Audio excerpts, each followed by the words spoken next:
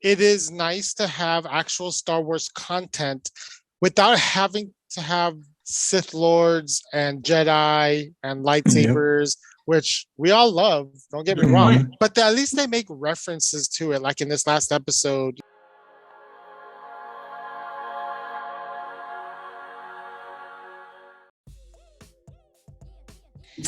What's up, guys? It's CJ. I'm here with Dad Nerd Mikey and Richie. We're going to get into another episode of Superhero Sundays. But before we do, like always, stop. Spoiler alerts, major spoiler alerts. You haven't watched these shows, the movies we're going to talk about, go watch them. And when you come back and join us, make sure you like and subscribe because any and all support is really appreciated and helps us impact the community by honoring real life heroes, man. So with all that being said, today I got my cup. I have Captain America for my cup today.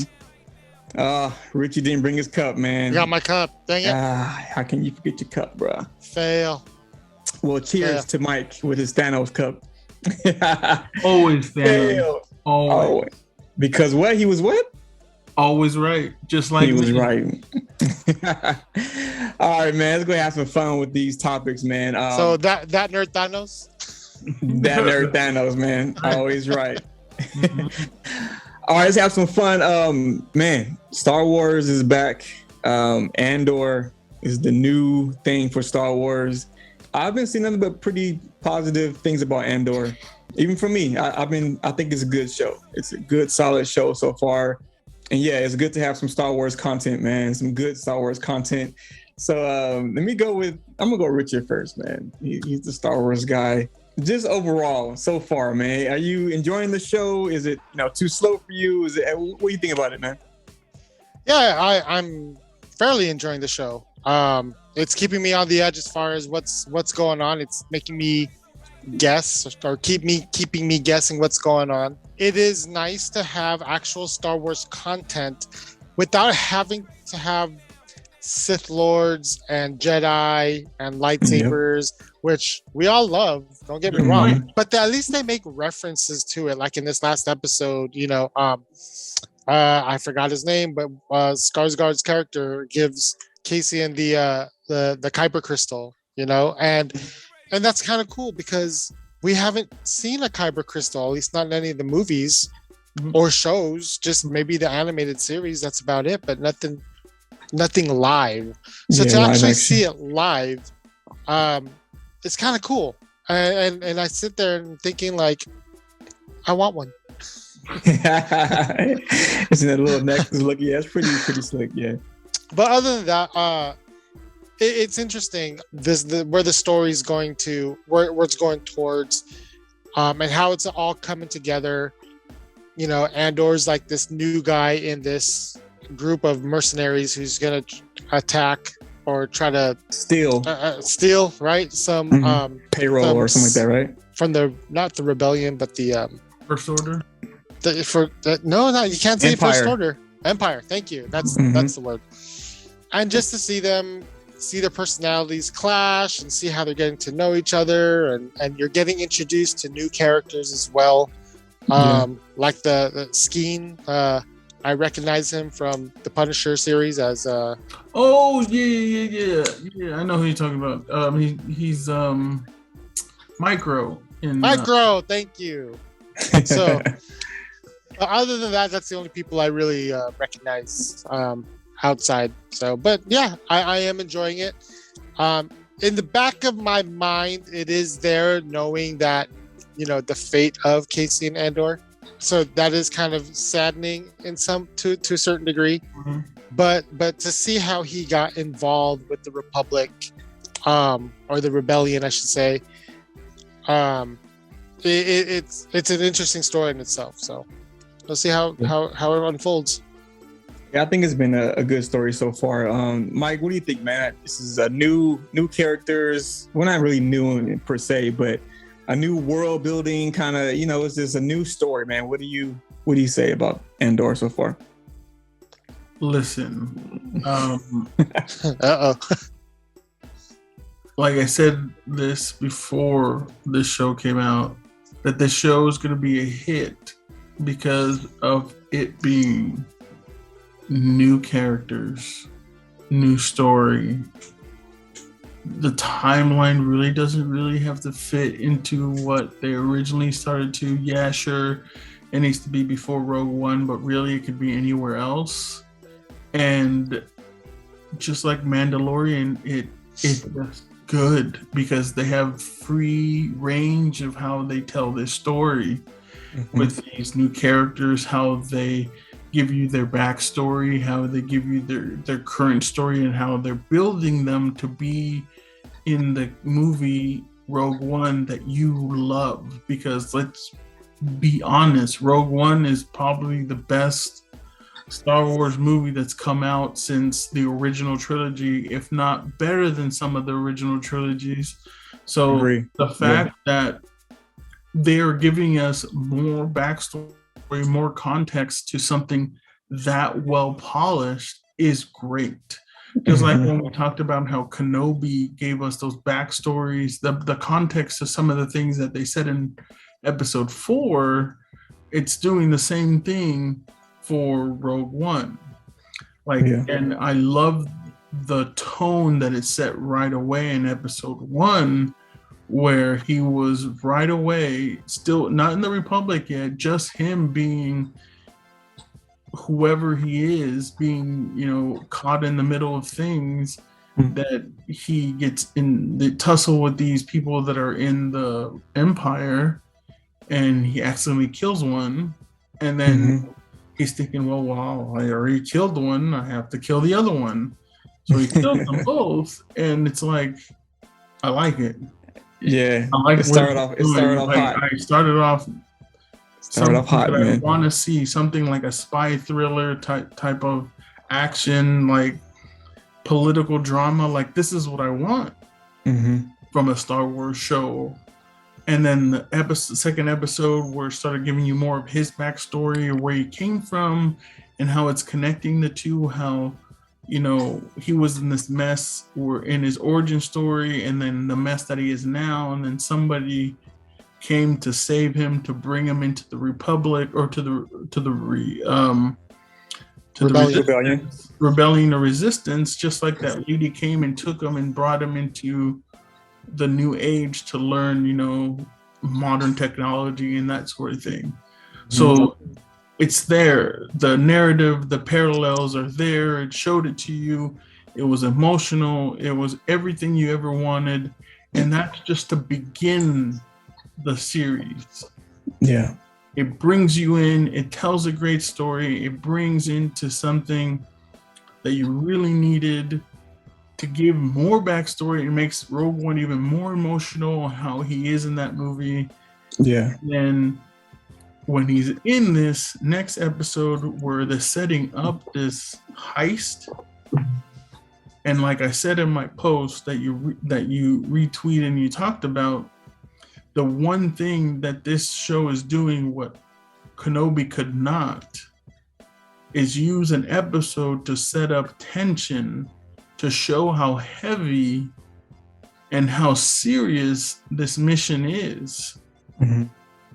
Because in Kenobi, like that mission where they had to infiltrate the Grand Inquisitor's base, it didn't seem that serious when everything was done in one episode. Yeah. Sure, we knew kind of it was serious, but then if he was able to do it in one episode and be out in one episode, it was kind of like, all right.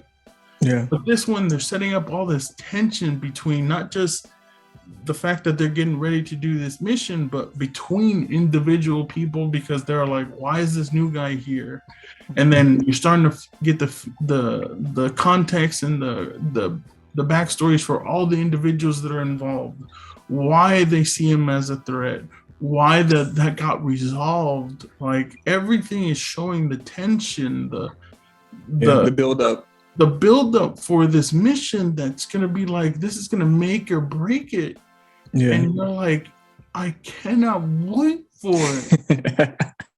Yeah, when the last episode ended, I was like, no, keep going. I want to see this is about to happen, and you're like, it's stopped. Like, I have to wait for another episode. Yeah. And that's exactly the type of thing you need.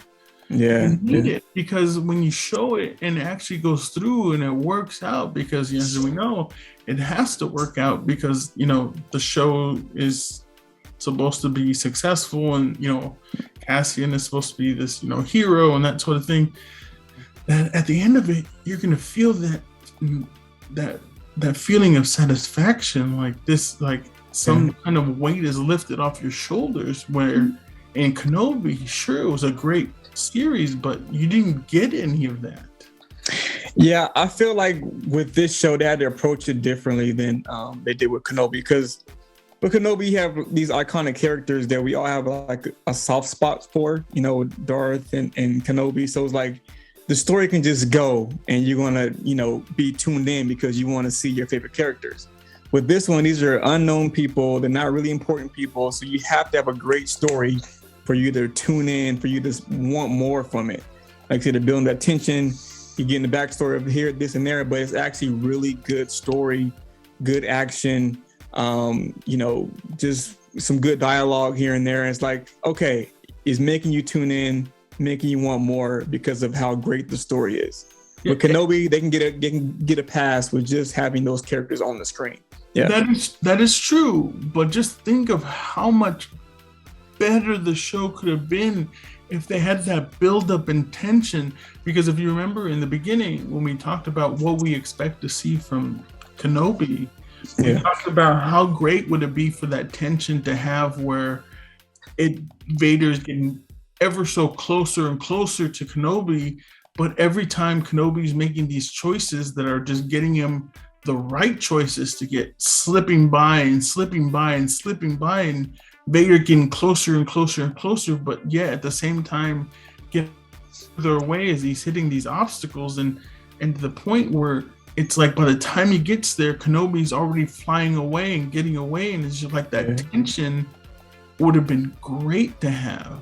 Sure, we got that amazing battle that Richard episode, the top 5, but how much greater could have been when you had that tension for the last 3 episodes of them trying to get to Kenobi, and each time you think it's going to get closer and closer and it might happen, but each time he slips away ever so like closely, and you're like, oh, it was there. Yeah, it could have been really great, because we said what if they had an ending kind of like the ending of Rogue One with leading up to episode 4. And and I asked that question to Richard, and Richard said it would have been still great. Yeah. Because that tension would have been there, and you could have been like, oh, it was so close to getting what we wanted, but it just didn't happen. You know what though? I think that's why 6 episodes is not enough, man. And that's not exactly enough. what I'm saying. The 6 episodes, the 8 episodes, the 9 episodes, they're great. Don't get me wrong. Some seasons, I'm glad it only had 6 episodes, like Miss Marvel or She-Hulk. I'm glad they only had 6 or 9 episodes, because that's all I wanted. Mm-hmm. But when you think of Kenobi, I would have loved having 12 episodes or maybe 9 episodes. I'm glad Andor's getting 12 episodes. And I'm excited for Daredevil getting 16 episodes. Like, these are like you want to see. Yeah. Because they can do so much with those. Yeah. But with certain shows, you're like, sure, 6 episodes, 9 episodes, that's perfect. That's all we need. Because let's be frank, like She-Hulk has just been every episode being a cameo episode, and she said it in one of her episodes. This can't be a series where every episode is a cameo episode. And that she said that in the 4th wall break, but that's exactly what it is. Yeah. But it worked for her episode, like her show. It worked for it because that's what's making it decent. Like, it's not a great show, but it's keeping you entertained because it's giving so many cameos. It's giving you these little cameos that you never thought you'd see. And it's giving you these cameos where it gives you a little taste of those characters that are going to get the shows in the future. And you're like, I like what I'm seeing. Yeah. right? That's setting up things in the future. Yeah, I like what you're seeing. I can't wait to actually see the full-on season of these. Yeah. So but with Andor, it's like we're not going to get that for them. This is just all story, and it's perfectly done. It's perfectly done so far, and I love it for it. People say, "Oh yeah, it's kind of slow in the beginning." No, it's not slow. It's slow compared to the shows that have been coming before it. You know, the 6 episodes, the 9 episodes. Sure, it's slow in that regard, but if you really think about it, it's actually doing its job the way it's supposed to. Yeah, keeping the story going, keeping you interested in what's going to happen next. Yeah, I've been enjoying it so far, and so we still have some time to go to get to the end of this. I want to see how the mission is going to go. See some more action scenes, but again, even the build up is still exciting and still good enough for me to want to tune in for next week. You know what I love about this show is that Casey Andor is not exactly a good guy, you know, and there's not many Star Wars stories out there where you're trying to root for a guy who's not good. He's on the good side, but he's not a good guy in general. I mean, for someone who's, you know, willing to kill 2 officers of the Republic, you know, easily, someone who's always asking for favors, someone who's always on the run, you know, he's not a good guy. Yeah, he's not a good guy. That's the thing. He's the person that I think they said it in Rogue One, that Cassian is the type of person that the rebellion needs, not because of the accolades and the leadership, which he does bring, but he's the type of person they need to do the things to get his hands dirty that the rest of the rebellion will not do. And that's what makes him such a great character, because he is sure a good guy because he's part of the right side, but he is the one that is on the right side to get his hands dirty. To do it, so other people's have their hands clean. Yeah, he's a great asset to have on the team. As you saw in this last episode, he's like, "What would you have done if I wasn't here? Like, what were you going to do?" You know, so it's like his skills, yes. But also, like you said, him being willing to do whatever it takes to actually get things done. Great to have somebody like that on your team, man. The next episode drops next week. I cannot wait to see how the mission is going to go and see more of Andor, man. That's going to end another episode of Superhero Sundays. Thanks for tuning in. Tune in next week to some more crazy, fun topics. Love you guys. Peace out. Pew.